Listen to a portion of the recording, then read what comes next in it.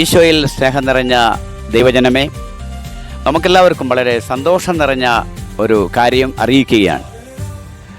ഈ മാർച്ച് 20, 21, 22, 23 തീയതികളിൽ കോർഡൽ കുലശേഖര ദേവാലയത്തിൻ്റെ കോമ്പൗണ്ടിൽ വലിയൊരു വചനപ്രഘോഷണം നടക്കുകയാണ്.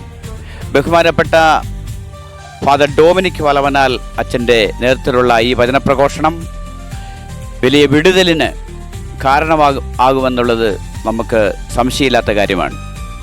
വളരെ പ്രസിദ്ധനായ ഫാദർ ഡൊമിനിക് അച്ഛൻ ഈ ധ്യാനത്തിന് നേതൃത്വം നൽകുന്നു. എല്ലാ അന്ധകാര ശക്തികളെയും തോൽപ്പിക്കാനും അതിൻ്റെ അധീനത്തിൽ നിന്ന് നമ്മളെ വിടുവിക്കാനുമുള്ള ബന്ധന പ്രാർത്ഥനകൾ നടത്തുന്നതിന് പ്രത്യേകമായ അധികാരം ദൈവം നൽകിയ ഡൊമിനിക് അച്ഛൻ്റെ ഈ ധ്യാനം എല്ലാവർക്കും അനുഗ്രഹമായി മാറട്ടെ.